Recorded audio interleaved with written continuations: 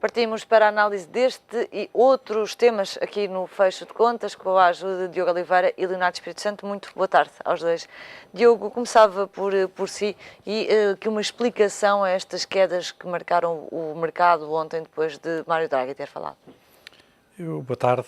Dá-me ideia que o mercado, se é que se pode dizer isto, não terá interpretado muito bem a mensagem do Sr. Draghi.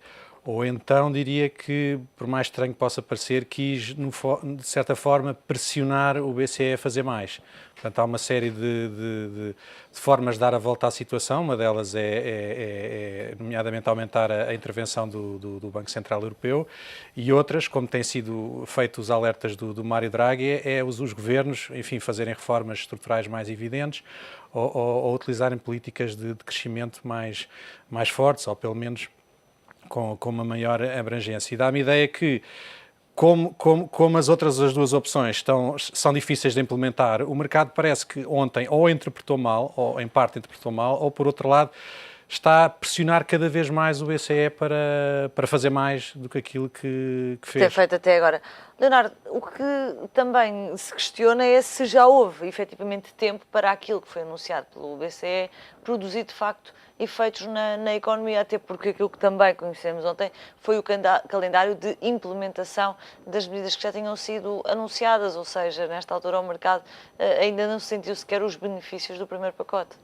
Não, claro que não, e mesmo esses benefícios também não vão ser imediatos, longe disso. Esse calendário são 2 anos, portanto vão ser 2 anos nos quais o BCE prevê ir aumentando o seu balanço, mas não vai ser um aumento todo de uma vez, portanto vai ser faseado ao longo do tempo, mas também o que o mercado também já percebeu é de que esse aumento dificilmente vai ser aquilo que o BCE pretende que seja, nomeadamente o trilhão de euros de aumento do balanço. É difícil que as 3 medidas anunciadas, a compra dos covered bonds e dos ABS e também os leilões a 4 anos, tudo isto junto que chegue a esse montante. Vai ser difícil lá chegar e, portanto, o mercado tem especulado já há bastante tempo, e ontem não houve propriamente novidades em relação a isso, de que o BCE vai ser obrigado a fazer mais, como eu dizia, e mais será provavelmente comprar obrigações dos governos da zona euro. Perguntar, Leonardo, relativamente àquilo que foi conhecido ontem, acabámos por perceber que dentro desses ativos que o BCE se propõe comprar através das covered bonds, estão ativos como os créditos imobiliários, crédito à habitação, está também o financiamento a obras públicas. De certa forma, este tipo de notícias ajuda os bancos portugueses, porque o colateral que têm para entregar acaba por ser muito isto. Sim, aqui a ideia do BCE é fomentar a economia, portanto é dar a liquidez aos bancos, porque se os bancos emprestem, é uma liquidez, grande parte dela, na parte dos leilões a 4 anos, ela é dependente dos bancos fazerem empréstimos à economia real, e é este canal que está um bocadinho interrompido, porque os bancos não têm muita procura de crédito, a procura por crédito é reduzida. Os bancos não conseguem encontrar de outra forma, não conseguem encontrar projetos ou empresas que sejam interessantes para conceder crédito, para investir, digamos assim, na concessão de crédito. E é isso que tem faltado, portanto, e isso também exige ou requer um crescimento económico, no fundo, mais sustentado, que é coisa que a zona euro até o momento ainda não teve. Justamente esta questão de se saber como estimular o lado da procura, a tal demand que tem estado muito pressionada na Europa, é este tipo de estímulos que o BCE está a dar, resolvem esse problema, Diogo? Pois, dá-me ideia que não resolvem, e essa é a mensagem do Sr. Mário Draghi, que ele diz que sozinho não consegue fazer tudo.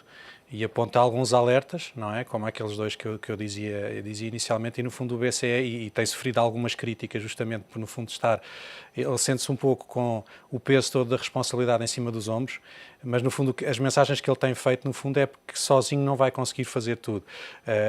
A ideia do BCE no fundo é estimular o crédito através da concessão de liquidez, etc. Já há muita liquidez.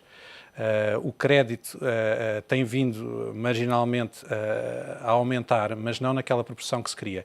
E, de facto, sem o outro lado dos intervenientes a ajudar, com certeza que provavelmente não vamos ver recuperação. E partir para esta abordagem mais agressiva, que será comprar a dívida pública dos países. É uma solução que muito provavelmente será altamente contestada pela Alemanha. Claro, a questão é, do lado, por exemplo, das reformas estruturais, dificilmente agora, e tudo o que se passou depois destes anos de crise, é cada vez mais difícil implementar reformas estruturais fortes. Do ponto de vista das políticas para o crescimento por parte dos governos, enfim, ainda há muito o impacto do que foi estes últimos anos e, portanto, as medidas são de difícil implementação. Por isso é que eu estou a ver, e daí a reação ontem do mercado. O BCE, quer queira, quer não, vai ter que assumir, digamos assim, Esse a papel de liderança. financiador de Estados. Sim, e vai ter que assumir o papel de quem vai resolver a questão. E daí que se espera que nos próximos eventos aumente de facto o seu papel, e vai ter que passar por digamos assim, por essas medidas mais drásticas, como as das bazucas, que costumam dizer, e vai ter que se defender para o que vai ser a oposição da Alemanha, mas eu acho que ele não vai ter muita hipótese. Tentemos explicar aquilo que significa poder comprar dívida pública dos Estados, porque se olharmos, por exemplo, para os custos atuais de financiamento de Portugal, estão em mínimos de sempre desde que se entrou para a zona euro. O que é que significa estas compras diretas? É baixar ainda mais o custo de financiamento ou é realmente passar um cheque para os Estados poderem fazer investimento público, por exemplo? O BCE, o que faz naquelas operações mais que nos tem habituado, no fundo, é comprar títulos geralmente de prazo inferior e que sendo assim consegue, enfim, conceder crédito. O problema é que depois, a certa altura, já não há uma reação, em que as yields já estão tão baixas nesses títulos que já não há reação e já não há um impacto na economia. Depois o BCE vai ter que ir aumentando a sua abrangência em termos de títulos. O problema de medidas mais drásticas é que, por um lado, e é uma das oposições da Alemanha, é que eles não querem, no fundo, que sejam uns a pagar pelos outros, não é? E, portanto, os países, no fundo, que se têm portado melhor, que, no fundo, paguem a fatura dos outros. E, por outro lado, também a grande oposição da Alemanha tem com o facto de achar arriscado o BCE continuamente estar a aumentar o seu balanço, não é? De uma forma cada vez maior, que no limite pode fazer com que esse balanço tenha que ser pago pelos cidadãos da Europa, e no fundo é isso que se quer evitar, já que o BCE não o pode fazer. Alguém vai ter que pagar a fatura, neste caso seriam os contribuintes, é isso que se quer evitar, e é o risco disso acontecer caso o BCE aumente indefinidamente o seu balanço. Nesta altura, e aquilo que o BCE já anunciou como medidas, Leonardo, torna o risco elevado para o Banco Central Europeu, aquilo que está a aceitar como colateral dos bancos. Estas covered bonds, estes créditos imobiliários que em países onde o desemprego é elevado apresentam tanto risco, é um banco menos seguro? Não, enfim, é óbvio que conforme se vai subcarregando o balanço, esse risco aumenta. Mas estamos aqui a falar, é bom que se perceba, que estamos a falar de ativos de muito boa qualidade de crédito. Inclusive os covered bonds estão altamente colateralizados. Enfim, se calhar não vale a pena discutir muito em pormenor, mas é bom que se perceba que são ativos da melhor qualidade de crédito que existe. Inclusive melhor do que os governos que se fala, que poderá ser o passo seguinte. Portanto, e os ABS há várias tranches de melhor e pior qualidade, mas a esmagadora maioria de capital é de melhor qualidade. Portanto, estamos a falar de ativos de muito boa qualidade. Portanto, enfim, esse é um dos argumentos da Alemanha, mas eu também diria que já se percebeu que, mesmo com toda a contestação alemã, que o BCE tem avançado. Já chegou a um ponto em que no início provavelmente não se pensaria possível, dada toda a contestação, especialmente do Bundesbank. E, portanto, eu acho que a história dos últimos 2 anos tem provado que com o Mário Draghi é perfeitamente possível o BCE avançar e ultrapassar a contestação da Alemanha, que é um país, no fundo, dentro da zona euro. Não pode votar ou bloquear as decisões. Mário Draghi, no limite, quase que teria de sair para conseguir impedir que o Banco Central Europeu... Isso parece um pouco provável. Evidente, isto para dizer que, na realidade, este tipo de ultimatos não são muito prováveis de acontecer. Isso tem impacto, isso é importante. Não acho que o mercado, ou em termos políticos, o devamos por simplesmente ignorar.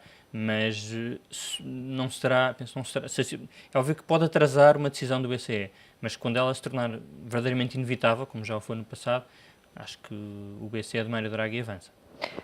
O BCE de Trichet não avançaria? Tenho mais dúvidas, tenho muito mais dúvidas. É verdade que no tempo do presidente Jean-Claude Trichet não houve a pressão dos factos que depois aconteceram já na vigência do presidente italiano. Portanto, não o podemos afirmar, mas o discurso era bastante mais cauteloso. Enfim, foi um presidente que subiu taxas de juros num cenário já de crise financeira. Portanto, a abordagem tem sido muito diferente. Esta é mais à moda de Ben Bernanke. Sim, seguramente. Diogo, relativamente ao BCE, ainda ontem foi incluída a Grécia no conjunto de países que estarão envolvidos neste programa de compra, apesar do rating ser um rating que à partida estaria de fora do radar do Banco Central Europeu. É também uma inevitabilidade abraçar os países que nesta altura não têm grande qualidade creditícia. Sim, ouviu-se algumas críticas sobre essa medida, mas o BCE também veio dizer que esses países são incluídos, mas países com menor rating são incluídos, mas desde que estejam abrangidos por programas de ajustamento, ou seja, que tenham, digamos assim, o backup a os ajudar por trás. Portanto, lá está muita cautela e, mais uma vez, como se dizia, o BCE está a ser cauteloso naquilo que é a sua intervenção. Muito bem. Olhemos para outro tema mais nacional, a OPA na Espírito Santo Saúde. Leonardo, hoje é o dia em que se vai ficar a perceber se há mais interessados ou não há mais interessados. Para já e para quem foi à OPV da Espírito Santo Saúde, já foi um ótimo negócio. Sim, seguramente. Tem sido um ótimo negócio, porque é realmente um ativo que é escasso e que, enfim, se pode dizer que tem bastante futuro, dada todas as condições demográficas do país e a nível europeu, e provou-se que é um negócio bastante interessante para os mais variados quadrantes, e este processo de várias ofertas e contra-ofertas tem provado isso. Vários intervenientes do mercado, não só os players do nosso mercado nacional, como outros, como gerou o interesse de outros, como dizia, dos mais variados quadrantes, e portanto foi um ótimo negócio para quem entrou desde o início na Espírito Santo Saúde. O preço das ações há pouco estava em 4,88€, acima daquilo que oferece os chineses da Fosun. Perguntado, Diogo, se isto significa que ainda há expectativa de que possam chegar mais interessados que subam a oferta. A expectativa certamente baixou nos últimos dias, mas ainda assim penso que marginalmente o mercado ainda acredita que ainda pode haver algo melhor, dado o interesse de facto manifestado nos últimos tempos. Mas como eu dizia, o interesse hoje é bastante menor, porque também já houve aqui uns players que saíram da corrida, portanto, mas ainda há assim uma esperança, temos pelo menos até ao final do dia de hoje para saber. Diogo, olhando para esta operação, e houve até a tentativa, sobretudo da AMIL, de resolver a coisa fora do mercado, dá-se também um sinal importante aos investidores portugueses, sobretudo aqueles que ficaram um bocadinho escaldados com algumas notícias que acabaram por marcar este ano, 2014, de que ainda é possível ganhar-se dinheiro em Bolsa. Claro que sim. Na Bolsa Portuguesa, diria. Claro que sim, o mercado tem empresas interessantes. Tem empresas interessantes, é um mercado interessante, tem tido, como sabemos, problemas nos últimos anos que têm vindo a ser resolvidos mediante programas de ajustamento, etc., mas continua a haver, de facto, e este é um exemplo, mas há outros com certeza. Diogo, olhando para outro tema que tem estado a ser nomeado pelos analistas como a perturbar alguma coisa ao mercado, são as eleições no Brasil. Que impacto é que pode haver aqui de uma reeleição de Dilma Rousseff, que é mais intervencionista na economia? É um fator que de facto tem estado aqui a deixar nervosos os investidores. Sim, até porque, bem, por um lado, a senhora Dilma tem tido, em termos de expectativas face ao início do seu mandato, a situação alterou-se bastante. Nós tínhamos um Brasil que vinha de uma situação bastante melhor com o anterior presidente, e acho que aqui a expectativa dos investidores é que a senhora Dilma poderia ter sido mais interventiva nas reformas estruturais que acabou por ser. E muita desta, digamos assim, oposição à vitória fácil dela tem a ver com uma espécie de cartão amarelo, se quisermos, e um voto mais da oposição do que propriamente uma esperança noutros candidatos. Ainda assim, poderá ser uma das soluções que o Brasil tem neste momento. O Brasil teve sempre muito dependente de fatores como está muito dependente do preço das commodities, etc. Isso foi uma coisa que ajudou o Brasil há uns anos e que agora não tem estado a ajudar. E penso que a senhora Dilma, para conseguir de facto cativar o eleitorado vai ter que perceber que as reformas estruturais vão ter mesmo que avançar, porque sem isso, e isso vemos na Europa o mesmo problema, na China um problema semelhante, portanto os países sem reformas estruturais não conseguem ter uma trajetória de crescimento sustentada ao longo do tempo. A HP Energia, Leonardo e a Portugal Telecom ontem foram os títulos mais penalizados e atribui-se isso também à exposição ao mercado brasileiro.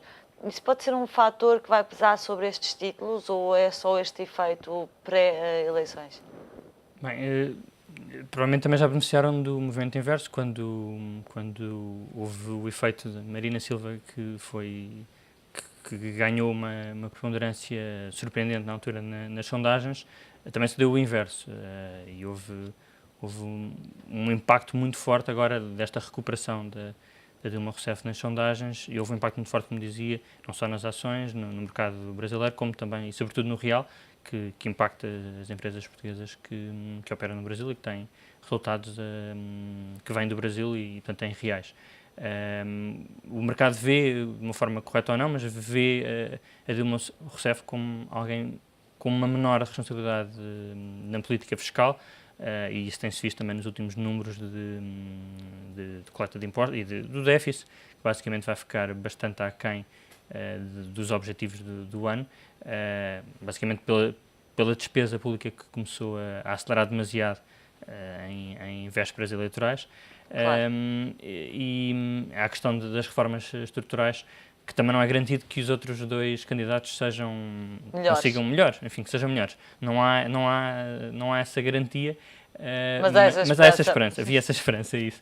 E isso levou claramente, enfim, sobretudo o real, a valorizar-se bastante. Pode ser mais um ano perdido para os mercados emergentes e para o Brasil em particular, em termos de ações? O Brasil, a verdade é que o Brasil, na vigência da Dilma Rousseff, teve um crescimento totalmente desapontante.